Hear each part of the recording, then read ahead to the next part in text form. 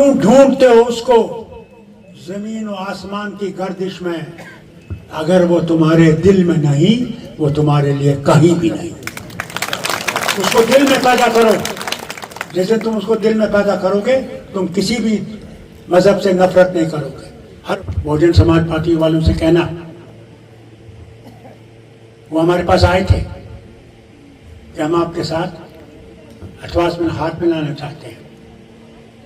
ये सुन लीजिए कांग्रेस वाले कि जो ही हमारा इतिहाद कांग्रेस के साथ हुआ, हमने हाथ मिलाया रियासत को बनाने के लिए, उसी वक्त उन्होंने कहा हम आपका साथ नहीं देंगे क्योंकि बीजेपी के साथ इनका हाथ मिला हुआ। याद रखिए, मैं आपसे ईमानदारी से कहता हूं, अंदर से मायावती जी इनके साथ हैं।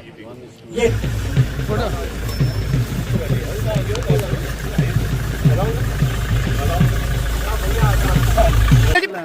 तालियों से स्वागत किया जाए।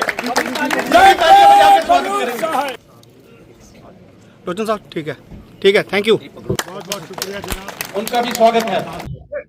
उनको वो नहीं दिखेगा। वो जब आप अंदर जाके आपने वोट दिए हैं, वहां पहले आदमी देखता है कि आप यहाँ के वोटर हैं या नहीं है। मगर मेरी शिकायत भी है शेड्यूल कास्ट लोगों से।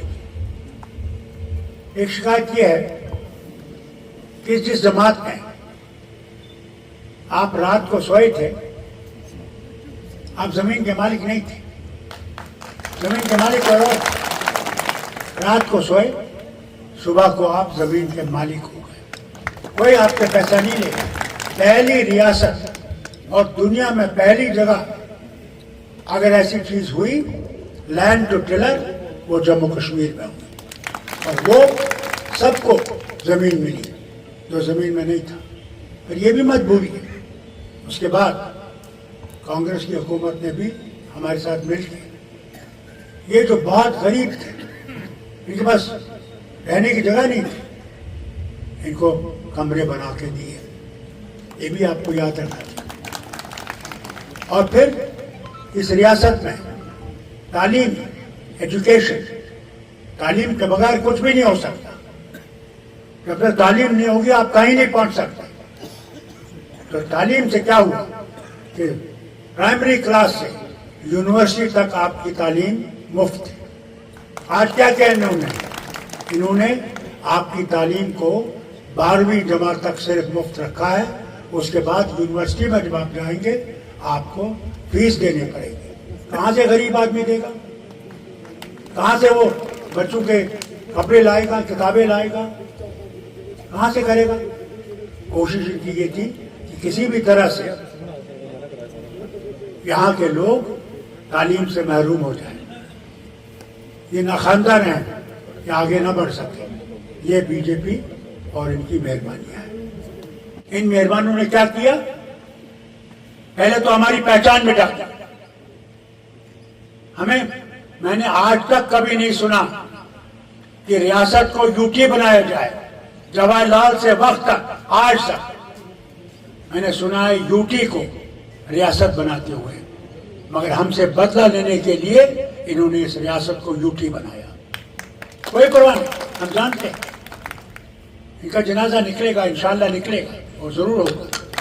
इनमें झूठ बोलते हैं, बहुत जबरदस्त झूठ बोलते। याद है कहा था 50,000 नौकरियां देंगे। क्या मुझे बताइए कितनी नौकरियां मिली आपको? हाथ उठाइए। कोई मिली? ये हाल है। फिर कहा ना आपसे, कहा हम आपको 15-15 लाख आपके बैंक में आएगा। मैं भी रोज इंतजार करूं। मैं जैसे पूछो यार वो 15 लाख आ गए, वो भी कुछ नहीं आया, ना 15 लाख या 15 पैसे। फिर क्या किया? फिर कहा 370 जिम्मेदार है आतंकवाद का। आज तो आतंकवाद 370 नहीं है, हुकूमत इनके वाइसरॉय चला रहे हैं, लेफ्टिनेंट गवर्नर। तो फिर आतंकवाद कैसे आया? कौन जिम्मेदार है? क्या 370 जिम्मेदार है? मगर जब इलेक्शन आया, जो पाकिस्तान से पैसा लाता था, तिहाड़ जेल में था, उसको 20 दिन के लिए छोड़ा कि नेशनल कॉन्फ्रेंस और कांग्रेस को गिराए। और वो पाकिस्तान से पैसा लाता था, पाकिस्तान से, ये नहीं कि हिंदुस्तान से लाता था, पाकिस्तान का एजेंट था। आज इनका एजेंट बना है और हमें कहते हैं हम पाकिस्तानी हैं। अरे भैया, मुझे तो दिखता है तुम लोग पाकिस्तानी बैठे हो दिल्ली में हुकूमत कर रहे हो, तुम हिंदुस्तानी नहीं हो। तुम्हारी सोच हिंदुस्तान के लिए नहीं है, तुम्हारी सोच सिर्फ अपने लिए है, और इस सोच को बदलाओ। इसलिए भाई लोगों, अगर हमने बचना है तो भाईचारा सबसे ज्यादा जरूरी है, भाईचारा जरूरी है। इसीलिए जब हमने इतिहाद किया, ये आसान नहीं था, बिल्कुल आसान नहीं था।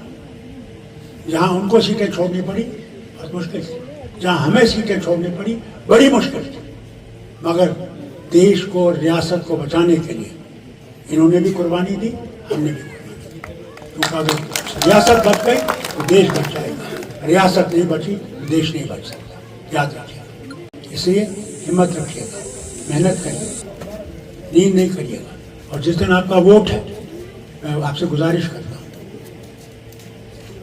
सुबह सवेरे निकलिएगा। और मशीन पे आपका नंबर क्या है?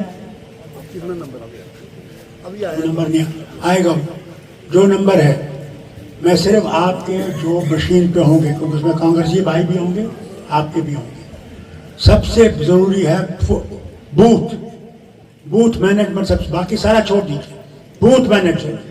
अगर हम लोगों ने अपनी तकदीर बदलानी है तो आज इस गठबंधन को मजबूत करना है और अपने भाई को, इनको कामयाब, आजाद साहब कामयाब करिएगा। क्योंकि अगर हिंदुस्तान को बचाना है तो सब धर्मों की हिफाजत करनी